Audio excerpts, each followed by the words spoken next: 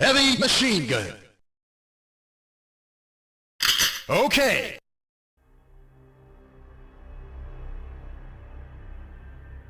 John Wick apareció en el año 2014 de la mano del director Chad Stahelski, un nombre que probablemente no sonará mucho a quienes como yo son más cineros que cinéfilos, y tiene su razón de ser. Stahelski no ha tenido una carrera larga como director. Su talento ha sido mucho más fructífero como doble o como coordinador de escenas de acción, donde reúne una larguísima lista de cintas que van desde la legendaria The Crow, fue doble de Brandon Lee luego de su fallecimiento, hasta franquicias como The Expendables, la propia Matrix, entre muchos otros éxitos de taquilla. John Wick fue su primera película dirigida, y la fórmula estaba garantizada. Si algo resalta de esta saga son las escenas de acción. Es notable la versatilidad, el dinamismo y el espectáculo que da Keanu Reeves blandiendo todo tipo de armas contra las hordas de sicarios, lo mismo italianos que chinos que rusos que japoneses. Todo esto sin despeinarse. Y sin embargo, no son estas cualidades las que a mi juicio han convertido la fórmula John Wick en el éxito que es en la actualidad. Antes bien, creo que encontrar en la construcción del personaje en sí mismo, del diseño de su viaje emocional, un par de claves estructurales que desde la concepción misma del guión han servido para que el asesino más temible, la Baba Yaga, sea también uno de nuestros consentidos. En las siguientes líneas, intentaré desmenuzar estas características para mostrar acaso un atisbo del funcionamiento del héroe.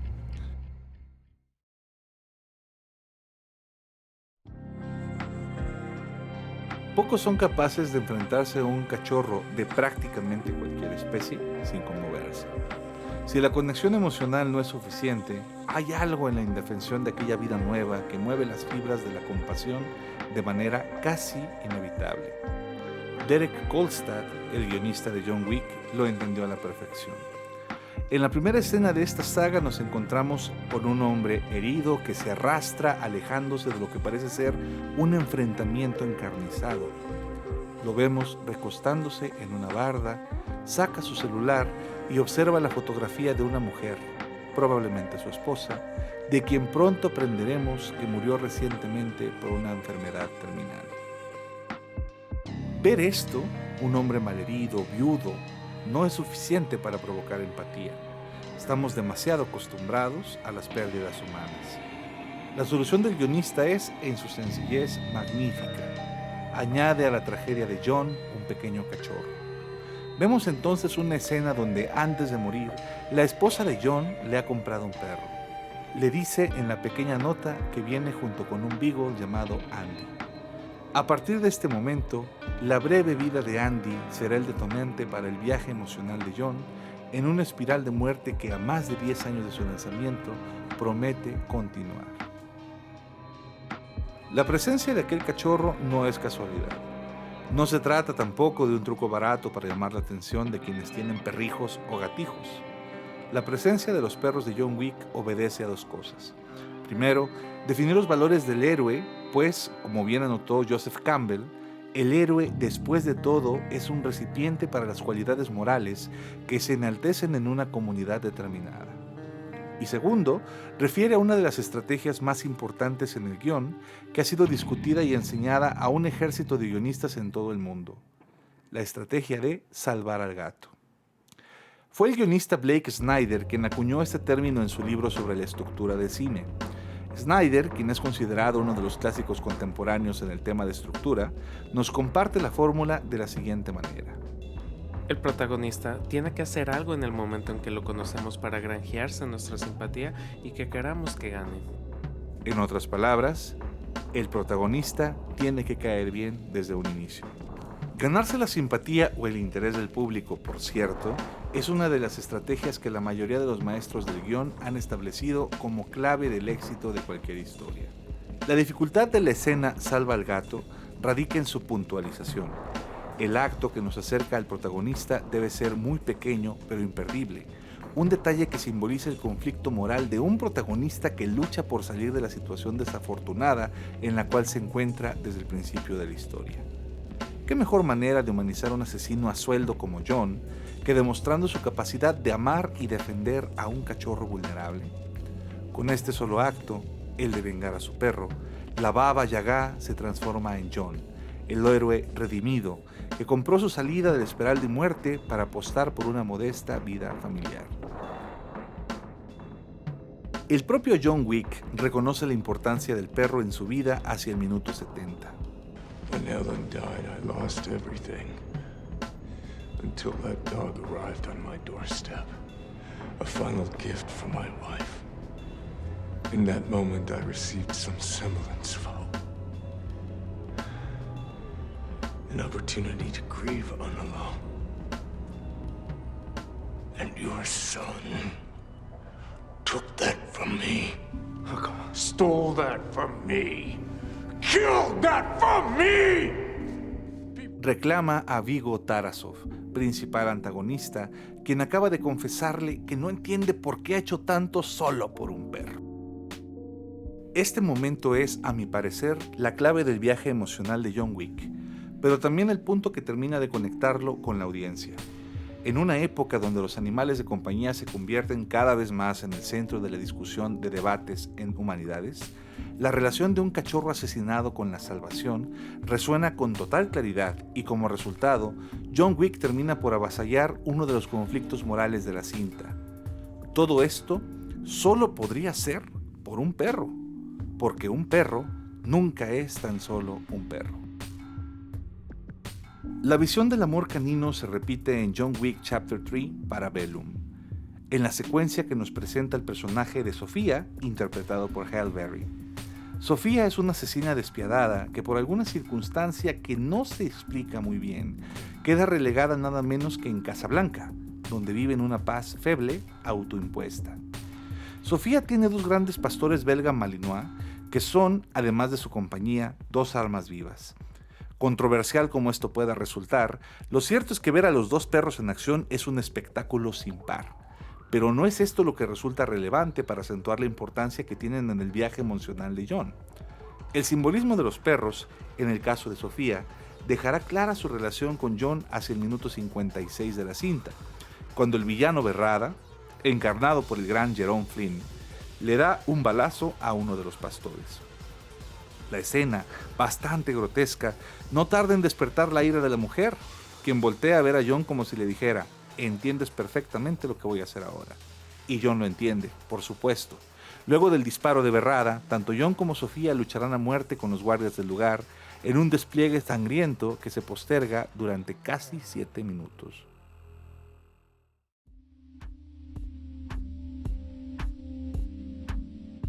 Hay un segundo aspecto en la creación de John Wick que por su sencillez me parece relevante. Me refiero al épico relato de la hazaña del lápiz en el bar.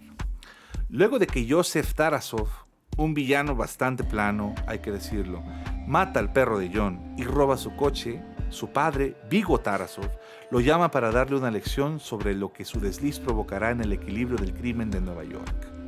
Sobre todo, será este el primer momento en el que el personaje de John se nos revela como lo que es, un asesino legendario. La expresión no es exagerada. Realmente John Wick se nos presenta como un personaje de leyenda. De hecho, la referencia inmediata ya mencionada es la Baba Yaga, una vieja bruja que vive en las profundidades del bosque, en una casa que tiene patas de pollo y se mueve de un lugar a otro de manera que nadie, nunca, pueda encontrarla si ella no lo desea. La Baba Yaga que aterra a los niños es epítome del espanto, y John Wick es incluso más que eso, asegura Viggo. Boogeyman? Well, John wasn't exactly the boogeyman. He was the one you sent to kill the fucking boogeyman. La estrategia es tan efectiva que los guionistas de Rick and Morty encontraron oportunidad para parodiarla en el episodio Pickle Rick. En este, los guardias de la agencia rusa donde Rick se infiltra transformado en un pepino, le llaman Solenia, palabra que estrictamente designa los productos en escabeche, pero que se usa indistintamente como pepinillo, en alusión a una supuesta leyenda de un pepinillo que castiga a los niños que se portan mal. He crawls from bowls of cold soup to steal the dreams of wasteful children. Recita el villano del episodio mientras observamos a Pickle Rick haciendo gala de sus habilidades para asesinar a los guardias que lo persiguen. La respuesta de Rick es avasalladora. Because this pickle doesn't care about your children. And I'm not gonna take their dreams. I'm gonna take their parents. El episodio de la tercera temporada es probablemente uno de los más populares de la serie, y no me tomaré el tiempo de sintetizarlo, pues la experiencia de verlo es superior. Pero la referencia a John Wick, por cierto, se encuentra tanto en el mito de Solenia como en Jaguar, el cruel asesino que tienen atrapado en una de las celdas de la embajada rusa. Cuando Joseph llega con su padre para ser disciplinado, escuchamos por primera vez la anécdota de los lápices. La cuenta el propio Vigo. That fucking nobody is John Wick. John is a man of focus, commitment, and sheer will. Something you know very little about. I once saw him kill 3 men in a bar with a pencil. With a fucking pencil. Dice Vigo, mientras vemos a John Wick martillando el piso de concreto de su sótano, metáfora insoslayable del pasado que sepultó y que ahora viene a reclamar como suyo. Con esta imagen, el hechizo para la audiencia está completo. La historia del lápiz de John Wick funciona porque se inserta en uno de los aspectos técnicos más fascinantes de la narrativa escrita. Un aspecto que el hermeneuta Roman Ingarden describiera en su tratado La obra de arte literaria como los espacios de indeterminación. Para Ingarden, estos espacios se emplean en la literatura para producir vacíos de información deliberadamente, con el objetivo de que el lector los rellene con información que procede de manera previa. Sus conjeturas, inferencias, pero también sus recuerdos y experiencia y, lo más importante, su imaginación. Estos espacios de indeterminación son fundamentales para que el lector participe de la obra que está leyendo y, en el caso de la película que nos convoca, el hecho de que se narrara una escena en lugar de mostrarla despierta parte del proceso creativo en el espectador. ¿Cómo puede alguien matar a 3 hombres, presumiblemente asesinos entrenados, con un pinche lápiz? No lo sabemos y no es importante. Lo importante es que a partir de este momento nos queda claro que el potencial de nuestro héroe es inusitado. La fórmula se repite en la escena inicial de la segunda parte de la saga. En este caso, es el hermano del ya finado Vigo quien le cuenta a uno de sus subordinados el evento. Mientras el mafioso habla, vemos a John Wick acercándose poco a poco a recuperar su auto, el original, el robado en la primera cinta, mientras despliega sus habilidades asesinas y de entrenamiento en jiu-jitsu y sambo y muchísimas otras artes. He once killed 3 men in a bar. A pencil. I know, I've heard the story, With sir. a fucking pencil? Who the fuck can do that? A estas alturas, todos los millones de fans de John Wick sabemos la respuesta. El misterio de los 3 cadáveres y un lápiz se rompe parcialmente en la segunda cinta. Ocurre hacia el minuto 76, cuando John Wick inicia la búsqueda de Santino, el adversario de esta entrega, para ejecutar su venganza. En este caso, John se enfrenta con 2 hombres, asesinos como él, en una estación de trenes. El enfrentamiento con los sujetos es breve, pero suficientemente espectacular para provocar un estallido en todos los fans. Por fin se nos revela cómo un hombre puede matar haciendo uso de la herramienta más inofensiva, al menos en apariencia. La lucha, por cierto, remite a otra gran escena del cine: la presentación del Joker de Heath Ledger en la película Batman: The Dark Knight. Ustedes recordarán este momento. Joker llega de sorpresa a una reunión clandestina de los principales capos de la mafia de Gotham, a quienes, por cierto, acaba de robar una fortuna. Cuando aparece, uno de los mafiosos ordena a su sicario que vaya a asesinarlo. La respuesta del Joker es terrible e hilarante. Saca un lápiz de madera y lo clava en la mesa y les dice: How about a magic trick? I'm gonna make this pencil disappear. Ta-da! It's gone. Dice, provocando la risa de los presentes. Los cuestionamientos que surgen al ver al Joker haciendo su truco de magia son muy similares a lo que nos produce John Wick. ¿De qué más será capaz un hombre que convierte el lápiz en una herramienta de muerte? La respuesta, en ninguno de los dos casos, decepciona.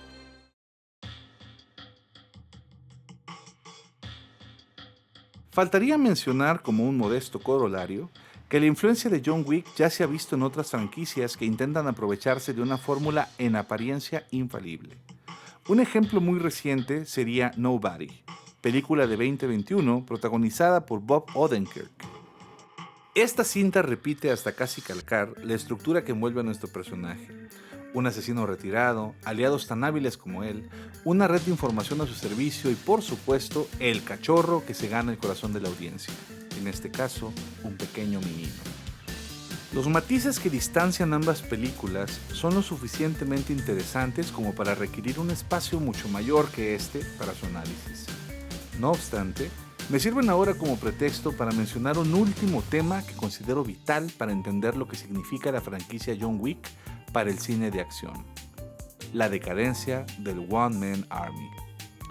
Todos conocemos al menos superficialmente el concepto: un individuo muscular, guapo y caucásico que se enfrenta a ejércitos enteros por su cuenta sin sentirse ni estar nunca en desventaja. Esta imagen fue explotada hasta el cansancio en películas como Rambo, Commando, Cobra y en general por prácticamente cualquier filme protagonizado por Stallone, Schwarzenegger, Chuck Norris, Van Damme, entre otras figuras aquíleas. La fórmula sigue funcionando, con la diferencia de que poco a poco ha resultado menos interesante la figura del héroe incorruptible e indestructible, y el cine de acción se ha ido abocando hacia un nuevo tipo de héroe, aparentemente normal, venido a menos, vulnerable.